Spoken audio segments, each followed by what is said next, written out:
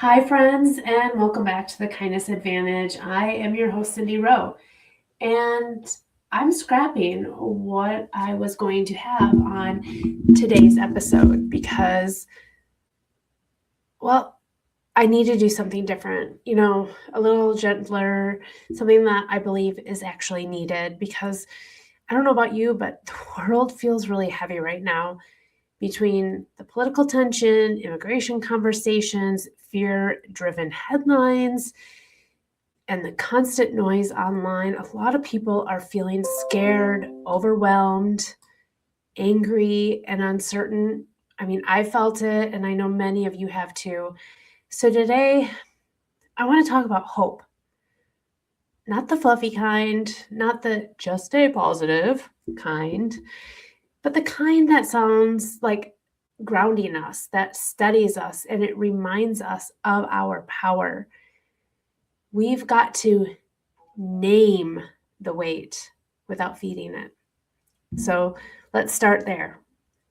If you're feeling unsettled right now, that doesn't mean you're weak. It means you're paying attention. The American Psychological Association reports that prolonged exposure to crisis-related news significantly increases our stress, anxiety, and feelings of helplessness. Our nervous system, that's not designed to process constant threat, especially when it feels out of our control. That's important to name. It's also important to not get stuck watching the news. And honestly, I try to avoid it at all costs, but if you're on social media at all, you're going to see it, right? Like I may not intentionally watch the news, but I see it coming through all of my social feeds. But here's one thing we need to remember. We are not powerless. And there was real science behind why kindness matters most in moments like this. Studies show that acts of kindness lower our cortisol, that's the stress hormone. It increases oxytocin, which promotes calmness and trust, and it strengthens our sense of connection and meaning. And one study by the Journal of Social Psychology found that people who performed intentional acts of kindness for just 7 days, well, they experienced increased happiness and reduced emotional distress, even during stressful periods. Which means kindness doesn't ignore reality, it helps us survive it. And if you've been with me for any time, you might know my story. And kindness has gotten me through a lot of personal hurdles, personal big mountains that I had to climb over. And I don't think I would have gotten it through without the kindness aspect of it. There's a quote that I love by Desmond Tutu, and I want to share it with you. Do your little bit of good where you are.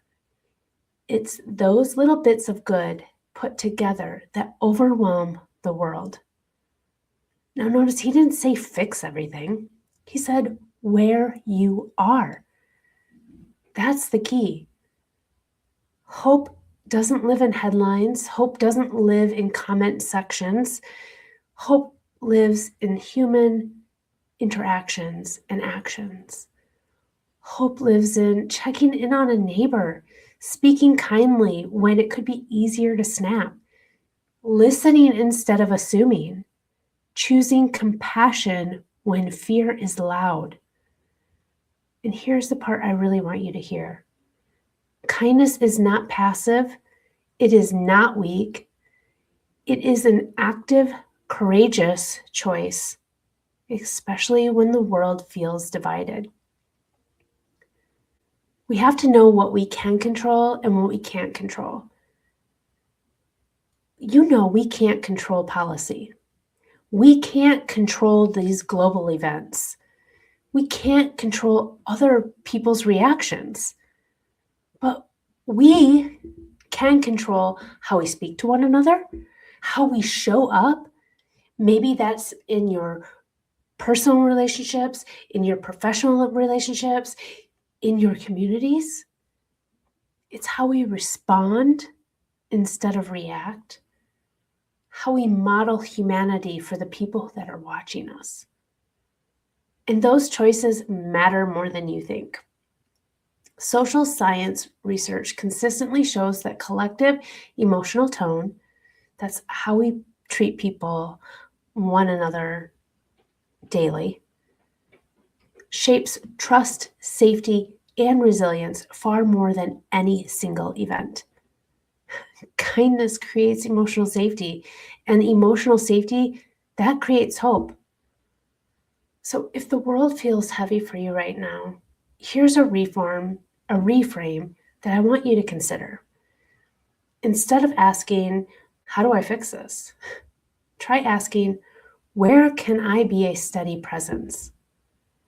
Instead of, this is too much, try, what small good can I offer today?